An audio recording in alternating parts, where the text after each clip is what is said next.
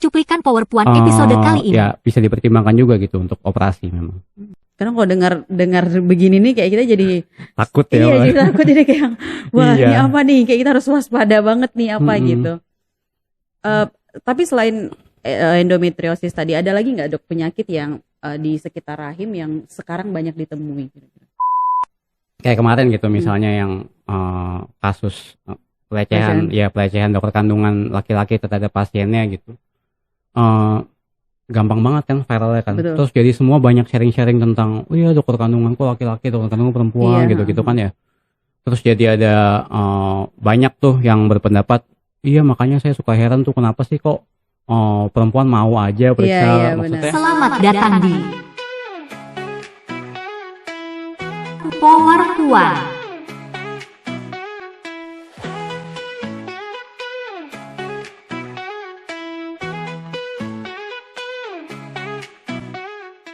Halo Sobat Puan, hai apa kabar? Kita ketemu lagi di episode kali ini Power Puan. Nah kali ini kita sudah bersama dengan narasumber kita, ada Dr. Satria Wibawa SPOG. Halo selamat siang Dr. Satria. Halo semuanya. Beliau adalah dokter spesialis kebidanan dan kandungan dan saat ini sedang praktek di beberapa rumah sakit ya dok ya? Di Jakarta ya? Iya, di Jakarta. Nah mungkin kalau teman-teman yang sudah pernah melihat episode sebelum-sebelumnya, Dr. Satria juga pernah jadi narasumber kita buat ngomongin tentang case pro juga dan spesifiknya ngomongin menstruasi ya kita waktu itu. Iya Dok. betul. Nah kali ini Sobat Puan kita akan mencoba diskusi lebih lanjut lagi tentang kesehatan reproduksi, khususnya reproduksi perempuan. Yeah. Nah mungkin kita mulai dulu nih pertanyaan ke Dokter Satria. Kenapa sih kita penting membahas kesehatan reproduksi perempuan ini, Dok? Oke, ya.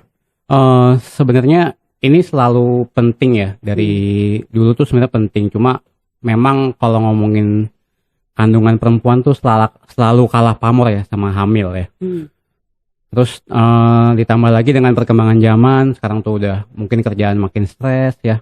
Polusi udara, pola makan, gaya hidup, itu ternyata semuanya sangat berpengaruh gitu terhadap kesehatan reproduksi perempuan. Jadi kita nggak boleh bosan-bosan ngingetin tentang gimana sih kesehatan reproduksi perempuan yang normal itu gimana sih gitu. Supaya dengan sedemikian banyak pengaruh yang ada sekarang itu kita jadi tahu kapan sih kita harus segera periksa, kapan sih ada sesuatu yang nggak normal gitu. Jadi harus memang sebenarnya dari awal juga udah harus dimulai ya. Iya. Nah mulainya ini dok dari mana? Kita harus tahu apa dulu nih? Mulainya ya biasa kan kalau perempuan itu akan mulai memperhatikan masalah kesehatan reproduksi kan kita gampangnya kalau udah puber gitu ya. Dan puber pada perempuan itu kan yang paling bisa kelihatan itu oleh diri sendiri ya dari menstruasi. Nah jadi seorang perempuan itu harus tahu dulu tentang menstruasi mereka kayak yang udah kita bahas di episode sebelumnya ya. Siklusnya bagaimana, durasinya atau lama dari menstruasinya itu berapa lama, atau keluhan-keluhan yang mungkin muncul pada saat menstruasi, mungkin dari jumlah darahnya yang terlalu banyak atau sakit. Itu harus paham banget nih. Tiap perempuan tuh harus tahu lah karakteristik masing-masing mensnya, nggak bisa dibandingin sama orang lain gitu ya. Terus kemudian ketika udah mulai masuk ke fase itu, terus nanti kan akan berjalani beberapa tahun sampai akhirnya mungkin akan masuk ke fase di mana mereka akan menikah. Menikah pasti nggak pasti sih ya, maksudnya sebagian besar akan memikirkan untuk mempunyai keturunan. Nah, semua yang kita lakukan pada saat remaja itu, pada saat mulai menstruasi, lalu bagaimana perempuan itu hidup, berolahraga, makan, bagaimana hidup di lingkungannya seperti apa, itu mempengaruhi juga nanti akan kandungan mereka gitu, sistem reproduksinya gitu. Jadi kalau misalnya secara reproduksi mereka nggak sehat, misalnya dilihat dari menstruasi yang tidak teratur, gitu ya, itu bisa jadi mempengaruhi kemampuan mereka untuk mempunyai keturunan nanti. Jadi emang ya harus dari yang makannya dan lain-lainnya itu juga harus diperhatikan gitu. Nah, memang seringnya tuh anak remaja apalagi ya Dok ya. Ya. Kalau udah menstruasi aja gitu. Bahkan dia nggak ya mungkin ya aku juga mungkin waktu masih awal-awal ada di masa pubertas tuh jadi kayak yang taunya informasi cuma dari orang tua yang ya udah kalau menstruasi yang penting pembalut aja udah gitu. Jadi tidak memperhatikan yang lain-lain nih. Kalau ada sakit perut dan lain-lain juga nggak jadi concern gitu. Jadi kayak oh ya pasti begitu gitu. Padahal itu sebenarnya harus diperhatikan ya Dok, dan itu akan berpengaruh juga nanti pada di proses kehamilan kalau misalnya memang mereka merencanakan kehamilan ya. Iya, pastinya sih gitu ya. Maksudnya apa yang kita lakukan sekarang tuh pasti akan ada dampaknya lah di kemudian hari gitu. Jadi memang penting banget untuk memperhatikan kesehatan reproduksi perempuan sejak awal banget gitu. Dan sayangnya kan ya, maksudnya kebanyakan perempuan baru akan periksa ke dokter kandungan tuh kalau pada saat hamil gitu. Iya benar. Mungkin sebelum itu apapun yang mereka rasakan tuh kayak ditunda-tunda lah, dientar-entarin ya. Misalnya masalah sakit pada saat menstruasi gitu, atau tidak teratur menstruasinya gitu. Kadang-kadang mereka mikirnya kayak ya udahlah gitu. Atau mungkin minum obat kompres-kompres enak, ya udah nggak jadi periksa gitu ya. Terus begitu bertahun-tahun bermasalah, atau misalnya sudah menikah, hamil, baru deh mau periksa gitu kan. Mungkin akan ada beberapa hal yang baru ketahuan tuh setelah menikah dan hamil gitu. Jadi itu kadang-kadang tuh jadi agak terlambat ya untuk kita tahu kondisi sebenarnya gitu. Iya benar. Malah tuh kebanyakan kita mungkin juga daripada berobat ke dokter mending minum jamu deh gitu ya. walaupun ini, atau minum obat-obatan yang mereka taunya mungkin dari iklan dan lain-lain gitu ya. Padahal harusnya diperiksa ya Dok ya. Iya, ya sebenarnya sih nggak ada salahnya ya. Maksudnya dengerin misalnya kata orang tua gitu, atau orang yang punya pengalaman lebih gitu. Mungkin ada beneran juga gitu. Tapi kadang-kadang yang jadi bahaya tuh masalah self diagnosisnya itu loh. Oh iya benar. Jadi kayak oh iya begini dengernya, tapi nggak dikonfirmasi sama dokter. Jadinya mereka di treatment ya sesuai pengetahuan mereka yang mungkin nggak 100% benar gitu ya. Jadinya kadang-kadang misleading juga gitu. Malah jadi ada ketakutan berlebih gitu jadinya malah. Iya. Tapi kalau sejauh ini Dok yang dokter menerima pasien berobat gitu, ada nggak yang memang datang cuma untuk periksa aja, tapi belum karena sakit atau karena apa, tapi cuma untuk konsultasi gitu aja? Ada, tapi jujur nggak banyak. Jadi saya kadang-kadang tuh agak kaget gitu kalau misalnya ada pasien yang datang dengan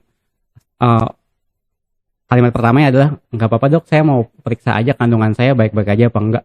Itu jarang sih.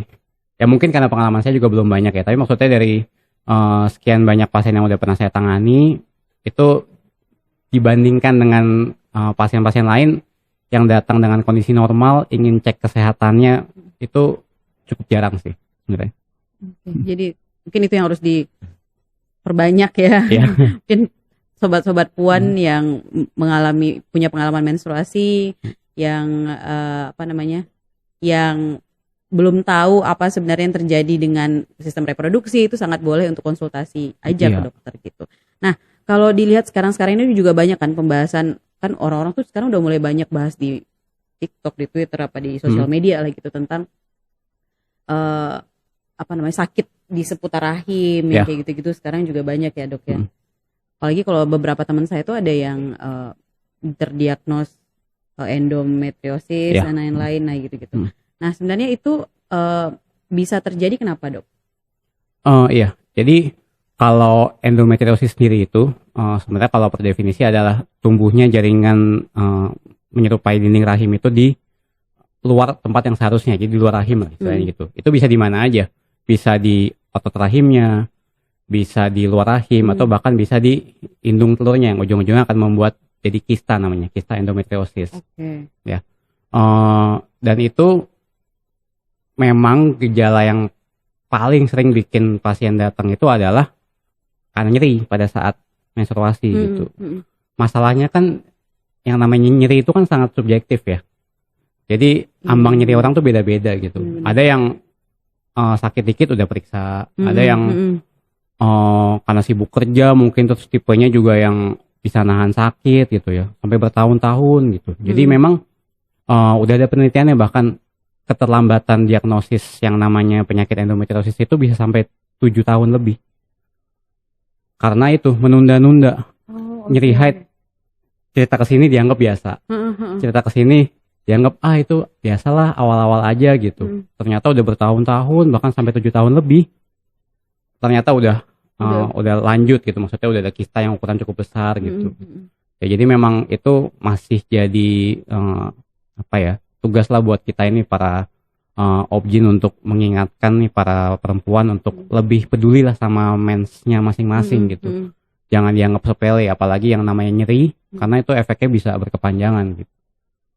Tapi 7 tahun kalau yang berdasarkan penelitian itu kayak 7 tahun cukup lama juga ya dok ya? Iya, lama banget memang. Dan mungkin sebenarnya juga banyak di luar sana teman sobat puan juga yang atau mungkin di daerah-daerah yang tidak terjangkau informasi juga punya pengalaman itu tapi nggak sadar kalau mungkin di rahimnya juga ada banget sesuatu kan terjadi gitu. Iya betul, dan dengan pemeriksaan USG pun cukup sulit ya untuk melakukan penilaian ya apakah ini benar endometriosis atau enggak gitu, karena kalau masih yang stadium awal-awal yang masih kecil lah misalnya kita anggapnya gitu, itu sebenarnya cukup sulit ya untuk dilihat lewat USG gitu. Makanya kita untuk penanganannya juga berdasarkan gejala. Kalau misalnya gejalanya nyeri, ya kita obati nyerinya gitu sambil kita melakukan pemantauan lewat USG. Kalau nyerinya berkurang itu bisa kita anggap penyakitnya udah terkontrol gitu, bukan hilang, terkontrol kayak gitu. Tapi dia harus diangkat ya kalau gitu jaringan kayak gitu dok? Enggak. Atau ada treatment lain sendiri dia? Pasti ada treatment lain ya. Jadi kalau untuk yang berhubungan dengan nyeri haid ya, misalnya adenomiosis, endometriosis, itu operasi selalu jadi pilihan yang terakhir. Karena dia sangat berpengaruh dari hormon. Karena kan perempuan selama masih usia produktif bahkan sampai nanti menopause, hormonnya kan akan terus ada kan. Jadi resiko untuk berulang tuh pasti ada lagi. Jadi kita menangani seperti yang saya bilang tadi berdasarkan gejala. Kalau gejala nyeri ya kita atasi nyerinya sambil kita pemantauan terhadap kelainan di organ kandungannya gitu. Kalau nyerinya teratasi itu kita bisa banding-bandingkan nanti dengan hasil pemeriksaan USG. Oh ya mungkin ada kista nih, ukurannya juga nggak nambah nih, kita bisa tekan nih pertumbuhannya gitu. Ya udah, ya berobat aja gitu. Tapi kalau misalnya memang gagal dengan pengobatan, dikasih obat nyeri juga nggak membaik gitu ya, atau dia semakin besar sampai ada dampak lain lah, maksudnya ada penekanan ke organ sekitar gitu yang bikin jadi susah pipis gitu ya, atau BAB juga bermasalah, itu ya bisa dipertimbangkan juga gitu untuk operasi memang. Karena kalau dengar begini nih kayak kita jadi takut ya. Iya, jadi takut, jadi kayak wah ini apa nih, kayak kita harus waspada banget nih apa gitu. Tapi selain endometriosis tadi, ada lagi nggak dok penyakit yang di sekitar rahim yang sekarang banyak ditemui? Sebenarnya sih ya, ya mungkin karena saya udah praktek sebagai dokter spesialis kandungan ya, jadi ketemunya ya sebenarnya itu aja sebenarnya. Misalnya gitu, kalau kita ngomongin di rahim, kalau di rahim aja tuh yang biasa sering ketemu kan ada miom, iya betul benar, atau adenomiosis, atau polip, itu juga bisa ya. Atau kalau misalnya yang masih jadi concern penting di Indonesia tuh masalah kanker serviks. Ya. Benar-benar dok tuh. Itu angkanya kan masih cukup tinggi, penyebab kematian yang nomor 2 tertinggi juga setelah Siamame. Itu masih jadi perhatian lah. Dan itu kalau misalnya untuk awam, mungkin gejalanya akan menyerupai gitu. Jadi taunya kan berdarah aja pokoknya gitu kan ya. Benar. Padahal kalau misalnya kita ketemu dokter, kita akan gali lebih dalam. Berdarahnya kayak gimana, habis ngapain, berhubungan sama mens atau enggak. Misalnya apakah mensnya jadi makin banyak, atau itu keluarnya pada saat nggak seharusnya mens. Itu dari situ aja kita bisa memprediksi nih, oh ini ke arah sini, misalnya gitu penyakitnya. Gitu ya. Terus habis itu kalau keluhannya berdarah ya. Ada juga keluhan lain, misalnya perut yang membesar gitu. Kayak kembung gitu. Iya, sering kembung gitu ya. Karena banyak banget yang ngerasa dia tuh sakit mah. Bolak-balik ke beli obat mah gitu kan gampang ya belinya ya. Bolak-balik berobat sakit mah gitu. ke klinik atau ke rumah sakit juga masukin obat mah enakan pulang gitu ya. Ternyata kok udah bertahun-tahun nih, akhirnya USG lah biasanya kami gitu ya. Dari penyakit dalam juga kalau ada masalah di organ pencernaan akan lakukan USG, wah ternyata baru ketahuan ada kista yang cukup besar gitu. Jadi kalau misalnya ngerasa perutnya agak besar dikit gitu ya, ada sesuatu yang beda, mendingan sih segera diperiksain gitu, karena kita pasti penanganan dan kemungkinan berhasilnya penanganannya itu akan berbeda gitu di setiap stadium kita ketemu penyakitnya gitu. Jadi lebih cepat lebih baik ya dok? Iya, benar banget. Lebih cepat lebih baik, lebih sadar gitu. Nah, memang ini sih. Nah ini juga kan sebenarnya kenapa akhirnya kita mengangkat dan bertanya tentang ini tuh karena memang ya namanya sosial media sekarang semua orang bisa jadi sharing ya dok ya. Nah tiba-tiba tuh muncul memang ada sempat kalau saya sendiri pernah lihat di X gitu, ada sempat yang ngebahas tentang satu topik, terus yang lain muncul nih ternyata dia juga mengalami itu gitu. Nah kayaknya kita perlu ada trigger yang kayak gitu supaya orang-orang sadar, oh ternyata kayaknya punya gejala yang mirip dan harus dicurigai gitu. Betul. Nah tapi tuh kalau melihat sekarang tuh memang orang-orang tuh agak apa ya, takut gitu kan datang ke dokter untuk bertanya gitu. Belum lagi kemarin dengan isu-isu dengan kasus-kasus yang beredar ya dok ya. Itu cukup berpengaruh juga sama perspektif masyarakat jadinya terhadap ke dokter kandungan gitu. Nah sebenarnya tuh kalau apa dok tipsnya supaya orang bisa percaya diri gitu untuk berobat? Ya sebenarnya sih memang sayangnya ya, yang banyak akan dilihat orang di sosial media tuh sesuatu yang wow gitu lah ya, dan yang viral gitu yang viral gitu ya, yang kalau biasa-biasa aja kan nggak akan viral sayangnya. Betul. Kayak normal-normal aja tuh nggak akan viral gitu. Maksudnya penjelasan mengenai siklus menstruasi harusnya seperti apa gitu ya, kesehatan reproduksi perempuan harusnya seperti apa gitu, hal yang simpel-simpel yang kesannya kayak kuliah gitu kan mungkin susah ya untuk bisa nyampe, untuk bisa viral gitu. Begitu ada masalah kayak kemarin gitu misalnya yang kasus pelecehan dokter kandungan laki-laki terhadap pasiennya gitu, gampang banget kan viralnya kan. Betul. Terus jadi semua banyak sharing-sharing tentang dokter kandunganku laki-laki, dokter kandungan perempuan gitu kan ya. Terus jadi ada banyak tuh yang berpendapat, makanya saya suka heran tuh kenapa sih kok perempuan mau aja periksa. Maksudnya benar. Kayak gitu kan lebih gampang ya viralnya gitu. Jadi memang dari awal tuh kita sejak dini harus dikuatin dulu lah pengetahuannya secara keseluruhan tentang reproduksi perempuan gitu. Jadi maksudnya dari awal tuh setiap orang memutuskan mau periksa atau enggak, mau periksa dengan siapa, itu mereka udah punya pemahaman dulu gitu, jangan blind. Maksudnya kayak berdasarkan dengar dari sini begini, dengar dari sini begini gitu, yang belum tentu benar. Jadinya mereka udah datang udah punya stigma sendiri gitu, bahwa ini tuh ini nih yang saya anggap benar tuh kayak gini, padahal belum tentu benar gitu. Itu sih yang kadang-kadang repot ya di praktek sehari-hari gitu, untuk meluruskan pandangan gitu. Itu susah sih. Jadi ya harus cari tahu dulu gitu ya dok ya. Terus ketika berobat juga kita bisa tahu pasti yang ditanyakan apa. Ya betul. Terus nanti akan dapat treatment apa gitu ya, harus jelas. Pun sebenarnya juga untuk memeriksakan kondisi ke dokter, mungkin nggak hanya ke dokter kandungan ya, ke semua dokter juga harus ada didampingi yang kayak gitu-gitu ya dok ya. Iya betul. Jadi memang namanya juga sakit ya, harus didampingi lah gitu. Maksudnya kadang-kadang orang hamil juga, maksudnya saya kan dokter kandungan ya, banyak ketemu pasien hamil merasa baik-baik aja, masih bisa aktivitas kerja gitu, datang sendiri nggak ada yang dampingin gitu ya. Dengan kesibukan masing-masing ya sebenarnya bisa dipahami sih, karena kan apalagi di Jakarta gitu ya, kondisi jalanan juga susah gitu. Tapi memang alangkah baiknya ya itu kalau periksa itu didampingi gitu. Jadi kita nggak pernah tahu apa yang kita temuin gitu pada saat periksa, baik itu kabar baik ataupun kabar buruk, itu harus ada yang dampingin lah, harus ada orang yang bisa tahu juga informasinya tentang si pasiennya. Dan menanggapi masalah isu yang pelecehan itu juga sebenarnya pada saat pemeriksaan pun kalaupun nggak ada keluarga yang bisa dampingin itu tenaga medis yang lain, perawat atau bidan itu juga harus mendampingi sih gitu ya. ya. Jadi jangan pernah mau kalian tuh periksa ke dokter kandungan baik itu laki-laki ataupun perempuan ya, terlepas dari gender dokternya itu harus didampingi. Jadi nggak boleh cuma Dokternya berdua, aja dokter sendiri. dan pasien berdua tuh nggak boleh.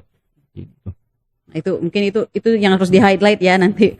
Mungkin harus kita buat juga tuh ditulis bahwasanya memang ketika dalam ruangan itu tidak ada yang sendiri-sendiri aja ya antara dokter sama pasien gitu. Berdua aja. Tapi harus ada paling tidak ada susternya, perawatnya, betul. Ada bidan mungkin ya dan mungkin ya kalau bisa ditemani keluarga ya mungkin lebih baik gitu. Yeah. Nah, itu kayaknya yang harus ini sih yang semoga bisa mendorong orang-orang untuk mau berobat gitu dan atau paling nggak untuk konsultasi lah gitu ya dok ya. Sebenarnya sih ya ada kalau untuk mengubah orang kan susah ya, maksudnya mendorong kayak udah lu periksa sana periksa. Iya. Susah ya. Justru saya malah mikirnya gini ya, lebih mungkin ya belum terbukti berhasil juga sih. Akan lebih mudah kalau ngajarin gimana caranya untuk menghindari dokter kandungan gitu. Maksudnya memastikan supaya bisa sehat nih. Oh gitu. oke. Ya nggak sih, daripada benar. Misalnya sakit ini begini loh gejalanya, sakit ini begini loh gejalanya. Kalau sakit gini periksa ya gitu. Mendingan ya udah lu mendingan kayak gini-gini aja nih supaya kondisinya sehat, mensnya lancar. Maksudnya hidup juga sehari-hari juga maksudnya fit lah gitu lah ya. Supaya nggak sampai kejadian kayak gini nih. Mungkin kayak gitu kali ya harus pendekatannya ya. Bisa gitu reverse ini ya. Kayak bukan untuk datang ke dokternya tapi gimana menghindari dokter tapi positifnya gitu ya. Iya, positifnya gitu ya. Mungkin bisa jadi sih, tapi emang nggak harus karena takut ke dokter kita harus jaga kesehatan, tapi dan aware. Jadi kalau bisa ya memang kita harus sadar aja sih ini. Iya, soalnya kan ya kayak tadi saya bilang di awal penyakit-penyakit yang berhubungan sama masalah reproduksi perempuan itu sekarang tuh nggak cuma misalnya kanker cervix kita tahu virus gitu ya, betul. Penyebabnya jelas gitu. Terus sekarang itu sayangnya banyak penyakit-penyakit yang berhubungan sama lingkungan, apa yang kita makan, bagaimana kita beraktivitas sehari-hari, polusi, itu semua bisa banget mempengaruhi kesehatan reproduksi semua orang gitu, khususnya perempuan pada masalah ini. Ada yang misalnya diet berlebihan gitu ya, kurus banget gitu misalnya, atau makan nggak dijaga, berat badan lebih sampai obesitas, mensnya bisa berantakan. Terus nggak pernah olahraga gitu ya, badannya jadi cepet capek, sakit gitu. Biasanya cuma tiduran, scroll HP, terus hamil, perutnya membesar, dikit-dikit sakit pinggang, sakit selangkangannya gitu ya. Maksudnya kan itu sesuatu yang sebenarnya kita bisa mulai dari sekarang. Kita cegah gitu, jangan sampai nanti pas kita lagi hamil banyak keluhan ini. Jangan sampai kita pada saat nanti udah usia produktif, waktunya kita untuk memikirkan bagaimana punya keturunan, bagaimana mens kita supaya teratur, baru kita pusing rajin olahraga, jaga makan, karena kan ngubah kebiasaan susah ya. Jadi kalau udah jadi nih kebiasaan yang buruk, ngubahnya susah. Mending dari awal kita tahu harus gimana hidup sehat, jadi kita ya bisa menghindarin dokter lah istilahnya gitu ya. Nggak usah nih kita datang nih ke dokter, kita udah sehat nih gitu ya. Iya. Nah dok, aku penasaran juga sih, tuh kayak gejala-gejala yang mungkin bisa muncul sakit di sekitar rahim itu apakah juga dialami oleh yang lanjut usia dok? Lanjut usianya berapa nih? Ya mungkin kayak misalnya di umur 40 atau 50 tahun ketika perempuan lagi di masa premenopause atau menopause yang kayak gitu. Oke, jadi kalau masih belum menopause ya, di mana hormon reproduksinya masih aktif, yaitu akan berbeda sih gejalanya sama perempuan yang sudah menopause gitu. Makanya kita lebih takut dan lebih hati-hati kalau misalnya memang dia sudah menopause tapi kok masih keluar perdarahan, atau pas ada keluhan perut membesar kayak tadi kita bahas Mm. gitu ya, USG ketemu kista, atau misalnya kita USG rahimnya lihat ada tumor gitu, kita akan lebih takut ya, karena resiko untuk ke arah keganasan lebih tinggi. Beda sama penyakit-penyakit yang biasanya ini masih ada di usia produktif, kayak misalnya tadi tuh si endometriosis, miom, itu kan penyakit-penyakit yang sebenarnya jinak, nggak ganas kayak kanker gitu, jinak tapi nyebelin, nyusahin, bikin hidup susah, mesti bolak-balik ke dokter, bahkan kadang-kadang mesti operasi gitu. Dan itu gejala berdarahnya lebih bisa diprediksi kalau misalnya di usia produktif belum menopause. Kayak tadi saya bilang, kalau misalnya banyak darahnya pas kapan nih? Misalnya pas pas mens dok, banjir gitu ya. Itu kita bisa kira-kira tuh, ini kalah miom nih kayaknya nih gitu ya. Atau misalnya, saya harusnya lagi nggak mens dok, tapi kok keluar flek-flek ya? Beda lagi tuh. Kita udah bisa, kita udah punya bayangan. Ini mungkin polip nih gitu misalnya. Atau maaf misalnya, keluar darahnya tuh biasanya pasti deh dok kalau habis berhubungan. Nah, itu kita bisa prediksi juga. Ini jangan-jangan ke arah kelainan di serviks atau kanker serviks gitu ya. Tapi kalau usia lanjut, udah menopause yang seharusnya dia udah nggak berdarah dari bawah gitu ya, tiba-tiba berdarah, kita jangan-jangan ada keganasan nih gitu, entah dari manapun, dari dalam rahimnya atau dari serviks, dari mulut rahimnya, itu bisa sih, maksudnya memang bisa aja kejadian, tapi penyebabnya beda dan gejalanya biasanya juga beda. Gitu. Jadi ya mungkin aja bisa terjadi, tapi udah di konteksnya udah beda ya dok? Iya betul. Mungkin level sakitnya udah beda juga ya? Iya, dan level sakitnya beda, level bukan nakut-nakutin, level arah nyawanya juga berbeda gitu. Masalahnya namanya juga ganas ya, keganasan itu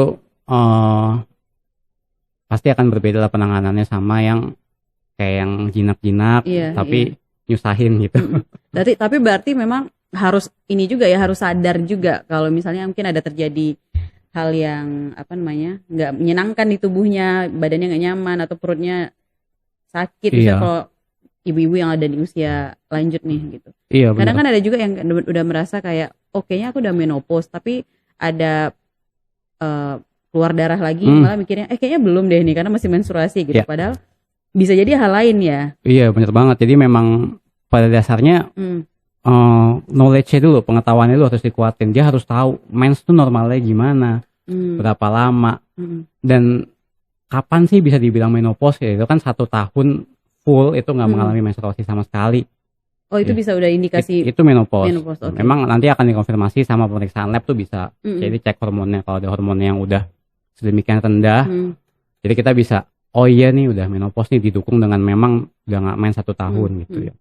Kan jadi tahu ya, iya nih saya udah nggak main 1 tahun nih, kok sekarang tiba-tiba keluar darah lagi ya. Nah, periksa lah langsung gitu. Kalau dari awal dia nggak tahu mens tuh kayak apa, harusnya menopause tuh kapan dibilang menopause, jadinya kayak kapan ya mens terakhir ya, ini mens lagi kali gitu ya. Kan bisa aja kayak gitu ya, misalnya dia nggak merhatiin kapan terakhir dia mens, dia nggak tahu udah setahun apa belum gitu. Bisa aja dia nganggep ya lagi berantakan nih, ini lagi mens lagi aja kali gitu ya. Iya makanya itu kan, apalagi kalau misalnya yang menopause-nya mungkin di usianya cukup nggak yang tua atau cukup awal gitu. Betul. Iya banget sih. Jadi memang ya itu harus tahu apa sih artinya menopause tuh gimana, menstruasi secara ketat ya, maksudnya kayak gimana, berapa lama, seberapa banyak darahnya, itu harus tahu banget gitu. Jadi ketika ada sesuatu yang melenceng, udah sinyalnya udah ada sesuatu nih gitu. Kalau dari awal udah nggak pernah tahu mensnya kapan, nggak tahu berapa hari, nggak tahu berapa kali ganti, ya itu gimana muncul curiga kalau kita nggak tahu apa-apa. Betul, iya banget. Nah ini juga mungkin nih, karena ini juga nanti akan di-sharing ke kelompok ibu-ibu kita, mungkin nanti juga di sosial media juga sobat puan yang sudah ada di usia-usia lanjut. Nah itu juga mungkin harus waspada tuh dan harus tahu. Jadi gejala-gejala yang kayak misalnya kalau pubertas, biasanya kan kita banyak tuh ngebahas pubertas, ciri-cirinya ini gitu. Tapi kalau menopause tuh kayak nggak ada tuh dijabarkan, dan masyarakat tuh nggak banyak tahu gitu ciri-cirinya apa gitu. Jadi mungkin kalau itu harus cari tahu atau mungkin bisa bertanya sama petugas kesehatan, mungkin bisa juga tahu ya dok ya. Atau misalnya punya anak, periksa ke dokter, nganterin anaknya periksa hamil gitu, tanya lah sekalian gitu. Tanya, benar. Ya maksudnya banyak cara lah yang bisa ditempuh untuk cari gitu. Memang kalau misalnya kita hanya mengandalkan sosial media, ya pasti sosial media kan penggunanya juga pasti kan bukan yang lebih nggak orang-orang lanjut usia ya, dan yang dilihat adalah apa yang kita mau biasanya. Kita biasa lihat, ya itu aja yang muncul gitu. Jadinya mungkin topik masalah orang-orang untuk yang udah usia lanjut juga nggak terlalu banyak naik gitu. Membahas masalah menopause juga nggak terlalu banyak. Jadi memang harus agak lebih usaha dikit ya. Iya sih. Gitu. Karena kalau saya sendiri juga paling dulu taunya kalau menopause tuh udah suka marah-marah aja. Udah itu menopause karena hormonnya udah nggak lagi bagus nih gitu. Kalau ada bapak ibu yang suka marah gitu. Padahal sebenarnya mungkin ada yang lain dan harus seperti itu. Ini pertanyaan lain sih dok. Menopause tuh kalau laki-laki menopause juga nggak sih dok? Sebenarnya kita nggak bisa kita bilang menopause ya. Tapi memang kan secara hormonal, fungsi hormonnya itu pasti akan mengalami penurunan juga gitu. Soalnya kan kondisi tubuhnya juga berbeda ya, maksudnya apalagi untuk apalagi untuk orang-orang yang nggak suka olahraga, biasa hidup nggak sehat gitu ya, maksudnya timbulan lemak berlebih, itu pasti akan umurnya secara badannya tuh pasti akan lebih tua lah, akan lebih cepat expired lah istilahnya gitu. Jadi fungsi hormonnya juga akan semakin menurun gitu. Ya ujung-ujungnya hormon-hormon yang berperan untuk fungsi reproduksi juga pasti akan menurun juga gitu. Karena itu juga pertanyaan-pertanyaan kadang kan juga kita ditanyain juga kan sama ibu-ibu kayak, ini yang menopause kita aja nih, bapak-bapak enggak nih gitu. Jadi kayak, belum lagi yang KB ya. Betul. Nggak mau kalah ya. Masa cewek doang di KB, cowok juga harus ya. Masa enggak sih gitu kan. Harusnya juga sama-sama gitu karena ini persiapannya adalah sama-sama gitu. Betul. Ya itu jawabannya tadi ya Sobat Puan. Jadi fungsinya akan berkurang dan menurun gitu kalau di laki-laki ya. Iya memang ya, sayangnya itu ya, maksudnya selalu aja perempuan yang jadi target gitu kan ya, maksudnya banyak banget gitu ya kayak masalahnya ya, mens, hamil, nggak hamil. Iya betul. Pasti perempuan dulu deh yang cek ya. Jarang tuh ada kayak kok kita udah 2 tahun ya nikah belum punya anak, terus tiba-tiba istrinya ngomong ke suaminya, kamu deh periksa ada masalah nggak gitu. Pasti perempuannya dulu yang periksa, datang, dok saya udah nikah gitu, datangnya pasti ke dokter obgyn. Dan perempuannya yang diperiksa gitu ya. Padahal bisa jadi kemungkinan laki-lakinya ya dok ya. Iya banget, 40% lebih penyebab laki-laki yang bikin sulit hamil. Gede banget angkanya. Jadi memang ya itulah harus saling support, harus saling sama-sama tahu bahwa dua-duanya itu berperan gitu di, apalagi ngomongin reproduksi gitu. Bener. Saling mempengaruhi, nggak bisa cuma perempuan aja yang dipersalahkan gitu atau dicurigai bahkan gitu ya. Iya benar. Nah tapi kalau untuk laki-laki itu bisa juga dok periksa periksa reproduksinya ke dokter obgyn. Untuk konsultasi sih bisa ya, karena kan biasanya datang sebagai pasangan nih, jadi kita mengedukasi pasien kita si perempuan ini, istrinya dan suaminya juga. Suami ya kita akan mengarahkan periksanya ini ya, yang basicnya aja tapi yang standarnya gitu. Kemudian akan kita refer gitu setelah periksa ke dokter andrologi atau ke spesialis urologi gitu yang memang menangani masalah reproduksi laki-laki. Oh gitu. Nah gitu. Jadi ini walaupun kita sekarang ya bahas reproduksi perempuan, tapi reproduksi laki-laki juga penting, Sobat Puan.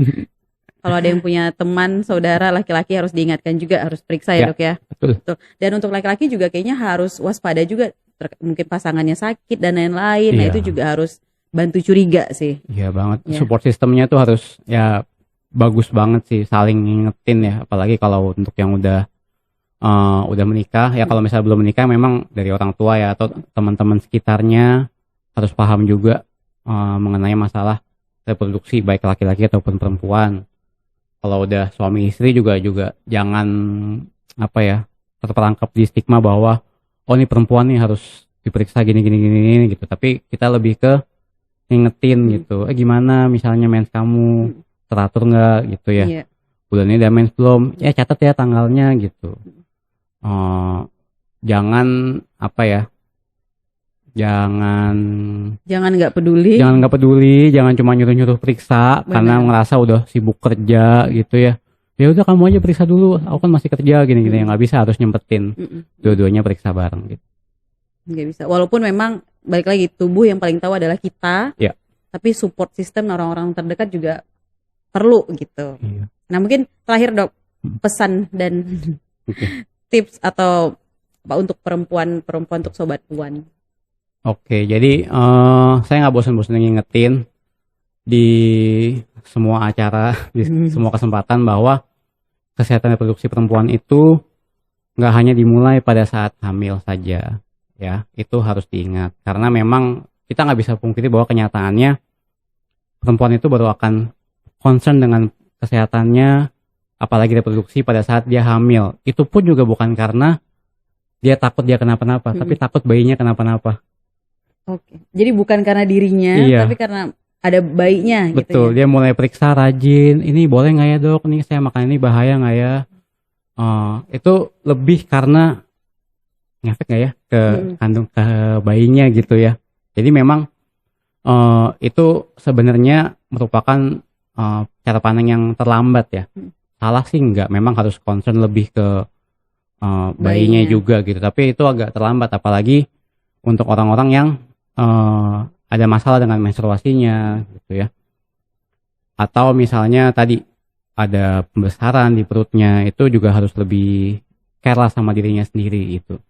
Jadi memang harus tahu banget mengenai menstruasi masing-masing, baik dari siklusnya, jumlah perdarahannya, lama mensnya, itu harus tahu banget. Keluhan-keluhan seputar mens, misalnya yang sakit itu bisa ditahan apa enggak, apa sampai tergantung sama obat, itu harus diperhatiin banget lah gitu.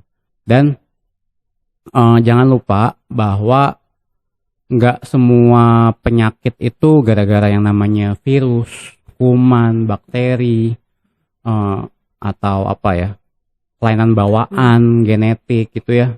Nggak semuanya gara-gara itu. Kadang-kadang sakit yang muncul di diri kita ini akibat kita sendiri gitu, gaya hidup kita, gimana kita makan sehari-hari, gimana kita beraktivitas, berolahraga gitu, gimana cara kita menjaga tubuh kita supaya tetap sehat, menjaga berat badan ideal, itu sangat mempengaruhi kondisi tubuh kita, khususnya kalau dalam masalah ini sistem reproduksi perempuan gitu. Jadi jangan takut ya untuk periksa ya, jangan takut untuk lu kenapa ya gitu. Iya. Jangan takut untuk mendeteksi kayaknya ada yang beda deh sama diri saya gitu. Apalagi masalah menstruasi. Ya gitulah, harus lebih aware gitulah kira-kira ya. Oke, jadi harus lebih untuk menyayangi diri sendiri juga harus Betul. lebih aware dengan tubuh sendiri. Betul, Gitu betul. mungkin Sobat Puan.